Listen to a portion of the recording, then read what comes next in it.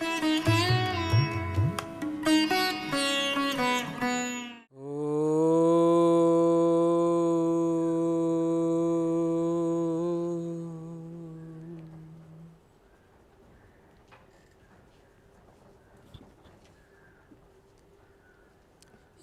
कल जो लुटा प्रथमस्य डारो रसा, इससे पहले तृतीया सप्तमी और बहुलम में एक विंशति भारद्वाज में उदाहरण दिया है ना, तो भाष्यकार के प्रयोग से यहाँ पर भारद्वाजम में लुक नहीं हुआ। एक विंशति भरद्वाजा वंश्या इति संख्या वंशेन समासा, इसमें दिया है ना जी। एक विंशति भरद्वाजा वंश्या संख्या वंशेन, वंशवाची के साथ संख्यावाची का समास होता है। एक विंशति संख्यावाची है, भरद्वाजा वंशवाची है, समास हो गया। आगे लिखते हैं तत्र वर्ती पदार्थानां स्वार्थोपसर्जनार्थंतर अभिधायित्वात् भारद्वाज शब्दा एकत्व विशिष्टा अर्थांतरे संक्रांता इति अयो लुग अभावा। भारद्वाज में लुक क्यों नहीं हुआ? एक विंशति भरद्वाजम क्यों नहीं बना? एक विंशति भरद्वाजा बहुवचन में तो ययोश्च लुक हो जाता है ना। पीछे इसी प्रकरण में सूत्र आया है ययोश्च, बहुवचन में ययोश्च का अर्थ है यय और ऐ का लुक हो जाता है यदि उस यय और ऐ के द्वारा ही बहुत्व किया गया हो। हैं जी, यय और ऐ का गोत्र प्रत्यय का बहुत्व में वर्तमान होने पर स्त्रीलिंगस्य लुक भवति।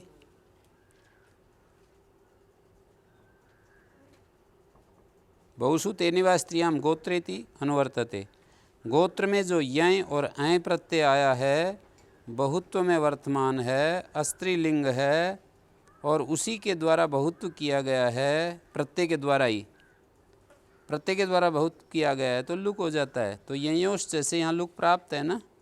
जब हम कहेंगे एक विंशति भरद्वाजा तो यहाँ पर बहुत्व में वर्तमान है ना, जो ऐ प्रत्यय है, बहुत्व में वर्तमान होने से उसका लुक होना चाहिए। क्यों जी?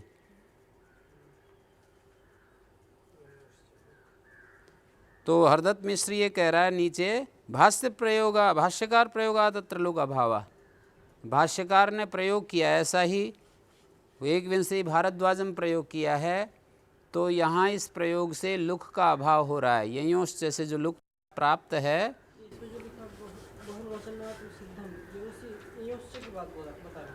नहीं तृतीया सप्तमी और बहुलम में जो बहुल पढ़ा है उसके कारण से ये वार्तिक बनाने की आवश्यकता नहीं है, उसी से नित्य हो जाएगा। सुमद्रम सुमगधम उन्मत्त गंगम लोहित गंगम एक विंशति भारद्वाजम एक विंशति गौतमम आदि जो उदाहरण हैं, इन उदाहरणों में बहुल वचन से नित्य अम हो जाएगा। तृतीया सप्तमी और विभक्तो बहुलम अम भाव भवती, ये कह रहे हैं ना। अविभाव में उपकुंभेन कृतम उपकुंभम कृतम, तो जो ये सुमद्रम है ना, ये सप्तमी के एक वचन में जब रूप बनाएंगे, सप्तम्या रिद्धि नदी समास संख्या वैभ्यो, ऐसा पढ़ा है ना। सप्तमी को नित्य ही अम कह देना चाहिए। तो सुमद्रम का अर्थ है सुमद्रे और सुमगधम का अर्थ है सुमगधे। सुमद्रे सुमगधे उन्मत्त गंगे और लोहित गंगे एक विंशति भारद्वाजे एक विंशति त्रिपंचाशत गौतमम त्रिपंचाशत गौतमे। तृतीया सप्तमी और बहुलम में ये कहा है कि बहुल करके अम भाव होता है, अविभाव। उपगम्भेन कृतम भी रहता है, उपकुंभम भी रहता है, उपकुंभे निधेयी उपकुंभम निधेयी, लेकिन यहाँ सप्तमी को नित्याम हो जाएगा ऐसा कह रहे हैं। तो ये बात बहुल वचन से सिद्ध है। बहुल वचन में अनेक अर्थ निकल जाते हैं, तो कहीं कहीं जो है अम हो गया नित्य ही, कहीं कहीं विकल्प होगा, कहीं बिल्कुल नहीं होगा। ये सारा दिखा रहे हैं। सुमद्रम सुमद्रे, ऐसा सुमद्रम और सुमद्रे ऐसा यहाँ पर नहीं बना, दो एक ही बनेगा बहुल वचन से। वार्तिक बनाने की आवश्यकता नहीं। अब मैं जो बात कह रहा हूँ वो तो अलग बात है। एक विंशति भारद्वाजम का एक विंशति भरद्वाजम क्यों नहीं बना, इस पर मैंने प्रश्न उठाया था और उसका उत्तर यहाँ पर हरदत्त मिश्र ने ये दे रखा है कि भाष्यकार के प्रयोग से यहाँ पर लुक नहीं हुआ। भाष्यकार ने ऐसा ही प्रयोग किया है, उससे यहाँ लुक नहीं हुआ। नहीं, भाष्यकार ने ऐसा प्रयोग किया है तो वो तो प्रामाणिक है भाष्यकार तो इसका मतलब यहाँ चाहते नहीं है लुक इस प्रयोग में। एक विंशति भरद्वाजम नहीं बनेगा, भारद्वाजम ही बनेगा। और 53 गौतमम और गौतमम क्या बनेगा? संख्यावंशेन सूत्र पहले पाद में, दूसरे अध्याय के पहले पाद में एक विंशति भारद्वाजम यही दिया है और दूसरा प्रयोग 53 गौतमम ये इस सूत्र पर दिया है भाष्यकार ने।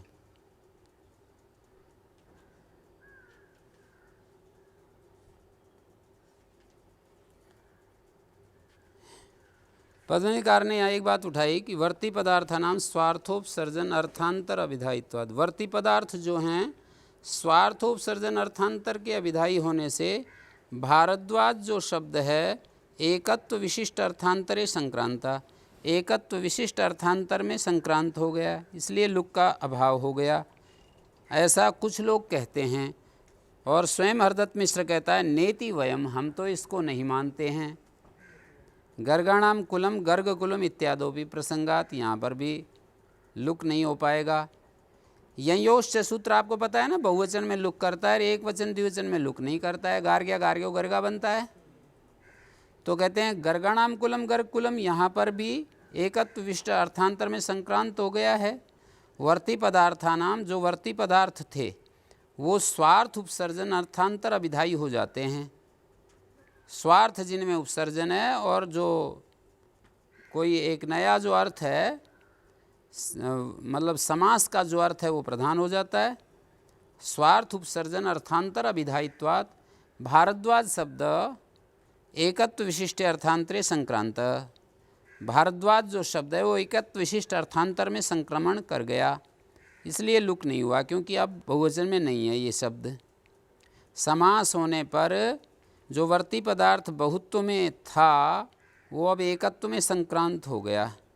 स्वार्थ इसमें उपसर्जन है, अर्थांतर का प्रधान रूप से कथन होता है, इसलिए एकत्व का कथन होने के कारण लुक नहीं हुआ। पर लेकिन यदि ऐसा मानने लगेंगे तो गर्गाणाम कुलम गर्ग कुलम, यहाँ पर भी गार्ग्य कुलम बनने लगेगा। बहुवचन में लुक का अभाव होगा क्योंकि वो एकत्व विशेष अर्थांतर में संक्रांत हो गया, तो गर्गाणाम कुलम गार्ग्य कुलम बनने लगेगा, जो कि अनिष्ट है। इसलिए हमारा ये कहना है कि भाष्यकार प्रयोगादत्र लुक अभाव, भाष्यकार के प्रयोग से यहाँ पर लुक नहीं हुआ। शंका समझ में आ गई? उत्तर भी समझ में आ गया?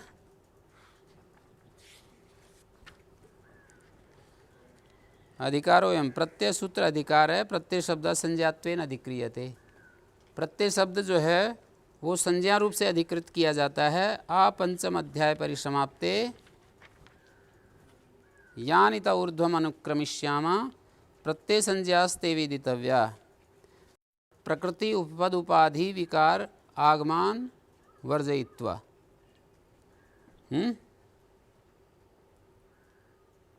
प्रकृति उपपद विकार आगम इन सब को छोड़कर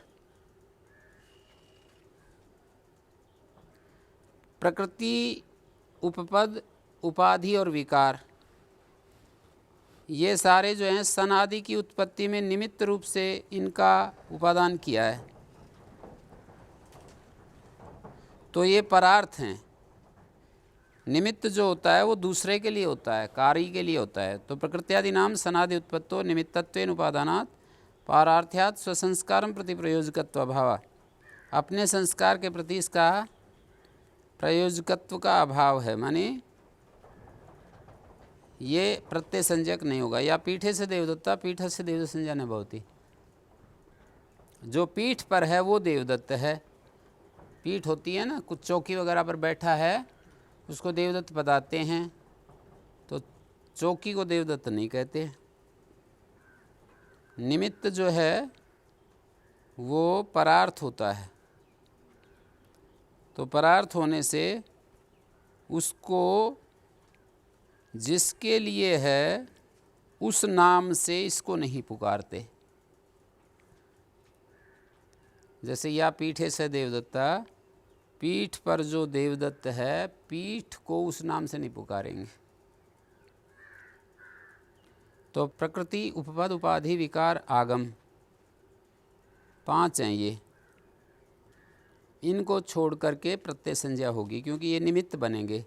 प्रत्यय को लाने में प्रकृति भी निमित्त बनेगी, उपपद भी निमित्त बनेगा, उपाधि भी, विकार, आगम, ये सब जो है कुछ इनमें निमित्त बनेंगे, कुछ कार्य के रूप में। कार्य तो यहाँ पर कार्य तो केवल एक ही हो रहा है ना, प्रत्यय होता है। ये सारी चीज़ें उपस्थित होने पर कहीं प्रकृति उपपद, कहीं प्रकृति उपपद उपाधि मिलेगी, कहीं प्रकृति उपपद 2 ही मिलेंगे, कहीं विकार भी मिल जाएगा। जैसे हनस्तो चिन्ह लो, यहाँ विकार हो रहा है, त्रपुजत्नो सुख, यहाँ आगम हो रहा है सुख। और उपाधि जैसे हरतिर धृतिनाथ है, वो पशु उपाधि पशु कह रखी है। और उपपद कर्मण्यणादि अधिकरणे शेते चरेष्ट। और प्रकृति जैसे चरे ट, चर धातु से ट होता है, अधिकरण शेते शिंग धातु से प्रत्यय होता है। तो ये सब प्रकृति उपपद उपाधि विकार आगम को छोड़ करके प्रत्यय संज्ञक होते हैं, जो यहाँ से आगे कहेंगे। अच्छा, ये प्रकृति में आएगा अच्छा। और उपाधि जो है प्रत्यांत वाच्य होती है। प्रत्यांत वाच्य जो है ना, वो उपाधि होती है। जैसे हरतेर धृतिनाथ है पशु, तो धृति हरि पशु, तो यहाँ धृति हरि जो प्रत्यांत शब्द है, इसका वाच्य पशु है। धृति हरि पशु, पशु उपाधि है।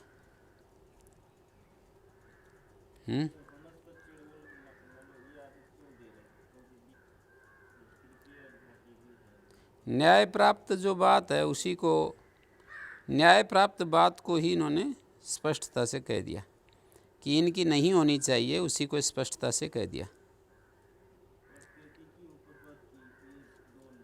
न्याय प्राप्त जो अर्थ था ना, न्याय प्राप्त क्या, प्रकृति उपपद उपाधि जो है दूसरे के काम को सिद्ध करने के लिए भूत विभक्ति मानी पंचमी आदि से निर्दिष्ट हो रहे हैं।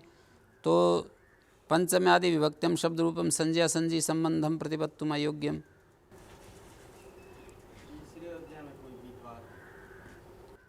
यहाँ पर हनस्त जो तीसरे में ही है, त्रभुजन सुख चौथे में है।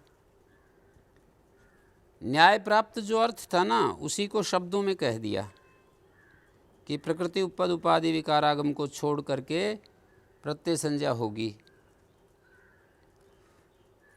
अधिकार से यदि संज्ञा कर रहे हो तो प्रत्येक सूत्र में उपस्थित होएगा, और मोटा मोटा ऐसा मान रहे हैं कि हर एक चीज़ की प्रत्यय संज्ञा प्राप्त होगी।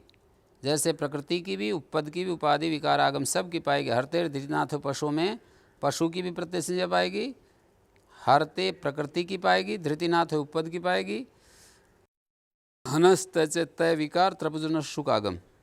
और जब संज्ञा हो जाएगी तो प्रकृति प्रत्यय पर्यायण परस्परापेक्षम परत्वम स्यात्।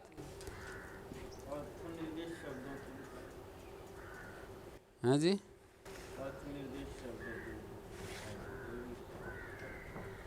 अर्थ निर्देश शब्द की हो जाएगी, मतलब सामान्य कथन है ये। तो विशेष कथन में कहेंगे कि इसकी इसलिए नहीं होगी, इसकी इसके लिए नहीं होगी। संज्ञा यदि हो जाए प्रत्यय संज्ञा, तो प्रकृति प्रत्यय का पर्याय से परस्पर अपेक्ष परत्व होने लगेगा। कभी प्रकृति परे होगी, कभी प्रत्यय परे होगा, परस्पर अपेक्षा को लेकर परत्व होने लगेगा। शब्दांतर अपेक्षम व प्रकृति, या प्रकृति का किसी अन्य शब्द की अपेक्षा से परत्व होने लगेगा, और प्रकृति की अपेक्षा से प्रत्यय का परत्व होने लगेगा। शब्दांतर अपेक्षम व प्रकृति, प्रकृत्यक्ष अपेक्षम तो प्रत्यय से परत्वम। उपपदस्यापि परत्वात् उपसर्जनम पूर्वम एतेत राजपुरुषादि सावकाशम बाधित्वा परत्वम स्यात्। उपपद का भी परत्व उपसर्जन पूर्वम राजपुरुषादि में सावकाश माना जाएगा और परत्व होने लगेगा। यत्र समासा भवात् उपसर्जनम पूर्वम इत्यस्य प्रसंगा तत्र उपपदस्य परत्वम स्यात्। एवं सति भोक्तुम व्रजति इत्येवं नित्यम स्यात्। भोक्तुम व्रजति ही प्रयोग होगा, व्रजति भोक्तुम नहीं हो पाएगा। उपाधिरपि अर्थस्य परत्व असंभवे भी तद्वाचिना प्रयोगानि में प्राप्ते परस्थिति निमा स्यात्। उपाधि का भी उपाधेरपि अर्थस्य परत्व असंभवे भी अर्थ के परत्व का असंभव होने पर भी तद्वाचिना प्रयोग अनियम प्राप्ते तद्वाची के प्रयोग का अनियम प्राप्त होने पर परस्थिति नियमा स्यात्।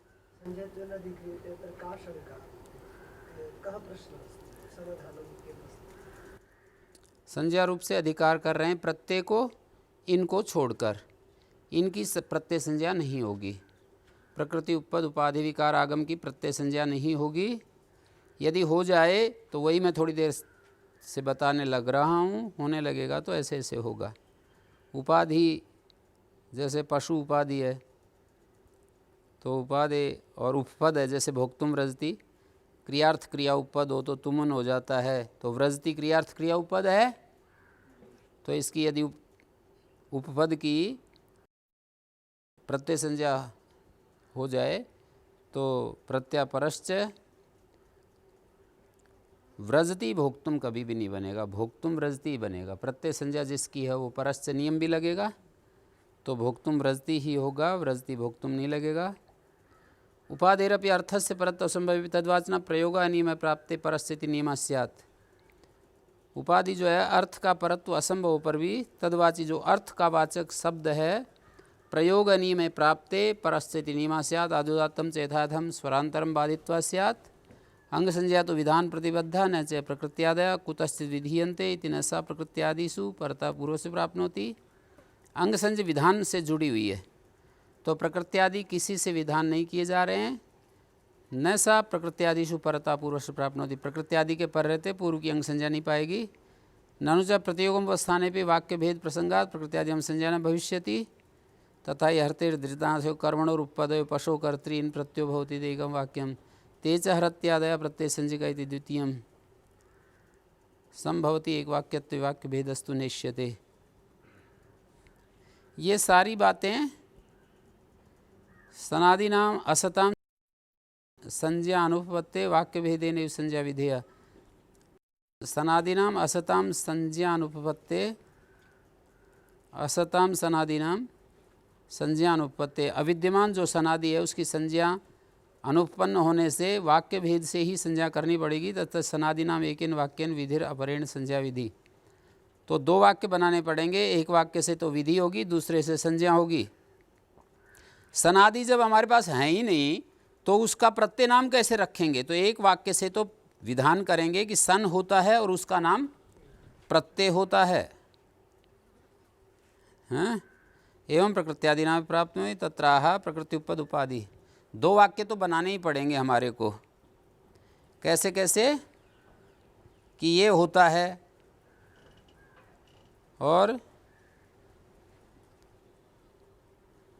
जैसे गुप्तिज के व्यसन तो ये कहना पड़ेगा सन होता है और प्रकृति आदि होते हैं सन से पूर्व। प्रकृत्यादि नाम भी प्राप्त होती, प्रकृत्यादि की भी प्रत्यय संज्ञा प्राप्त होगी जब दो वाक्य होंगे तो। मतलब गुप्तिज कित से सन होता है तथा वे प्रत्यय संज्ञक भी होते हैं, तो वे जब हम कहेंगे वे प्रत्यय संज्ञक भी होते हैं तो सन भी प्रत्यय नाम रखा जाने लगेगा और प्रकृति उपपद उपाधि का भी प्रत्यय नाम रखा जाने लगेगा। दूसरा एक उलट करके एक वाक्य और बोलना पड़ता है ना कि गुप्तिज कित से सन होता है और वे में फिर वही आ जाएंगे सारे। और इसी तरह से जैसे हरतेर धृतनाथ पशो री धातु से धृति और नाथ उपपद रहते पशु अभिधे पशुवाच्य हो प्रत्यांत वाच्य हो तो इन होता है वे सब प्रत्यय होते हैं।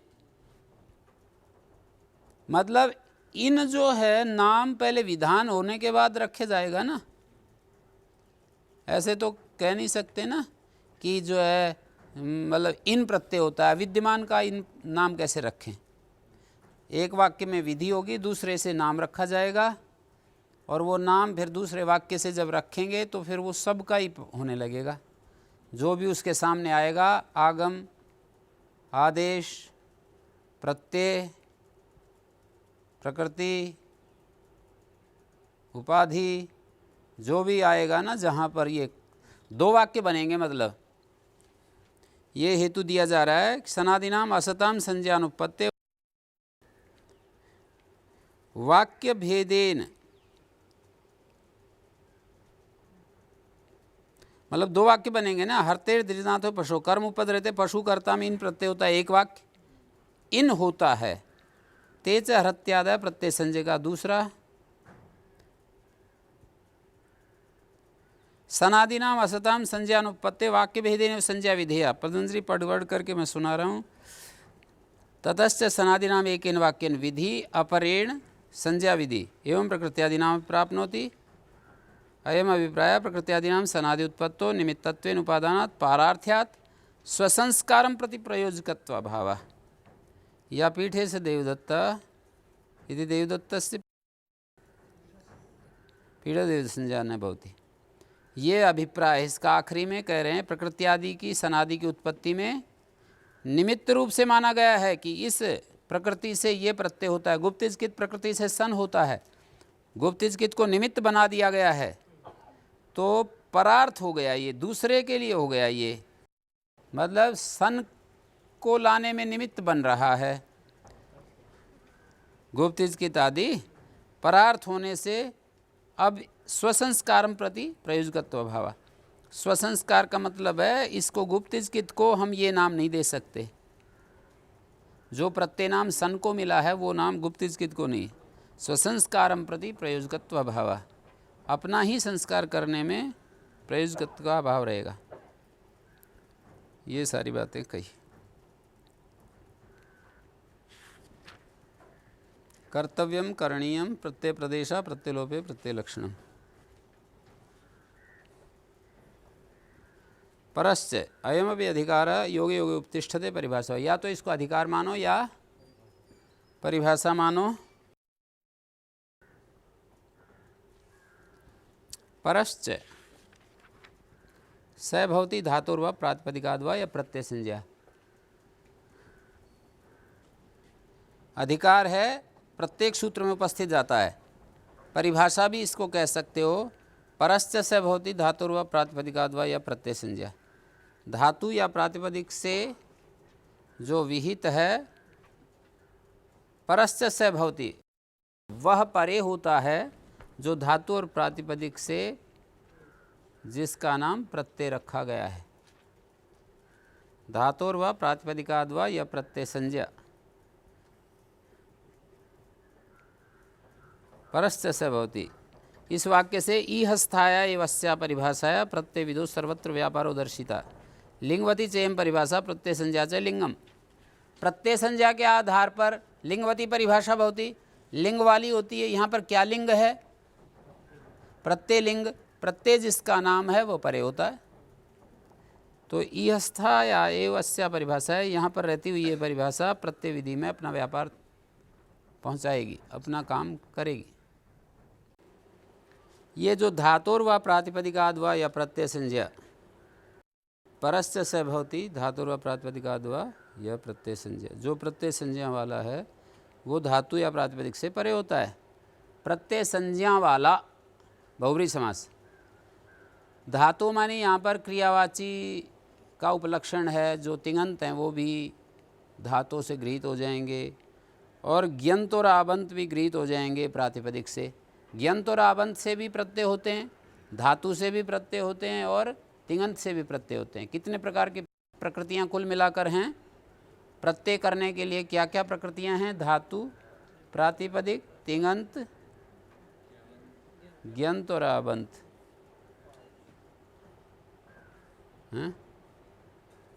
ज्ञन्त और आबंत, प्रातिपदिक। ज्ञाप प्रातिपदिकात है सूत्र में, और उसी प्रकरण में आगे तिंगश्च है। वैसे विभाषा सुपो भज पुरस्तात्तु सुबंत भी माना है, पर सुबंत तो यूँ करके सभी जगह है प्रकृति। सुबंत जैसे तस्यापत्यम आदि भी सुबंत से ही आते हैं। धातुपलक्षण तिङंत का, जैसे तिङश्च सूत्र है, तिङंत से भी प्रत्यय होते हैं। तद्धित प्रकरण में तिङश्च सूत्र है। पचति तराम, पचति से तरफ आ गया। और जो है प्रातिपदिक उपलक्षण ज्ञंत आबंत से, जैसे कुमारी शब्द से सुओजस आदि आ जाते हैं, और आप से जैसे लता से आ जाते हैं। कुल मिलाकर के विभाग जो किए हैं, जैसे सनादि प्रत्यय, स्यादि प्रत्यय, कृत प्रत्यय, तिंग प्रत्यय, तीसरे अध्याय में ही हो गए 4 विभाग तो। और फिर आगे सुप प्रत्यय, स्त्री प्रत्यय, तद्धित प्रत्यय। तद्धित के तो कई भाग हैं, जैसे तद्राज, समासांत, ऐसे ये अवान्तर भेद तो अलग अलग। जैसे कृत प्रत्ययों के कई भेद हो सकते हैं। कृत प्रत्यय होते हैं ना, कृत्य हो सकते हैं, उनको सत कह देते हैं, निष्ठा कह देते हैं, खलर्थ कह देते हैं, अलग अलग।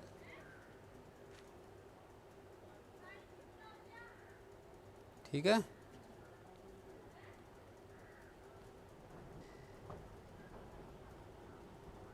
चकार पुनरस्यैव समुच्चार था। चकार जो है इसी के समुच्चय के लिए है। अन्यस्य समुच्चेतव्यस्य अभावात्, प्रत्यय का ही समुच्चय कर रहा है। तेन उणादिषु परत्वं न विकल्प्यते। उणादि में बहुल वचन से जो परत्व का विकल्प संभावित था उसको निरस्त कर रहा है चकार। चकार के द्वारा इसी का समुच्चय कर दिया कि प्रत्यय परे होता है, परे होता है। परश्चय जो पर है ना, इसका समुच्चय कर रहा है।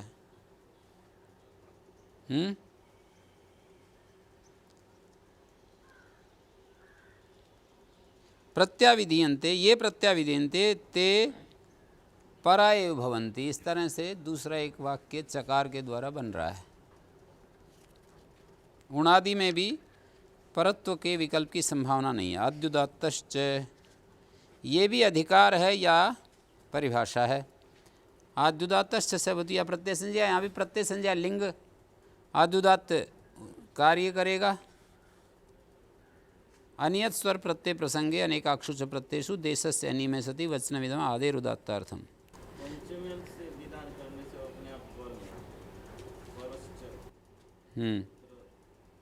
चकार अस्यैव समुच्चार्थ।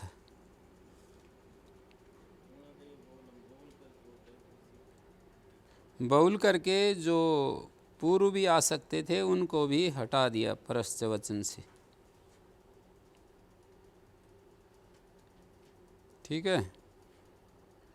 आद्युदात्त वो होता है जो प्रत्यय संज्ञा वाला होता है। अनियत स्वर प्रत्यय प्रसंगे, सूत्रारंभ का प्रयोजन इस बहुरी समास है। अनियता अव्यवस्थिता स्वरो यस्य अनियत स्वर स चासौ प्रत्यय कर्मधारय तस्य प्रसंगे षष्ठी समास। अनियत स्वरो यह प्रत्यय, अनियत स्वर वाला जो प्रत्यय, ऐसा अर्थ होगा। बहुब्री अनियत स्वर वाला और कर्मधारय है तो जो लग जाएगा बीच में हिंदी में। अनियत स्वर वाला जो प्रत्यय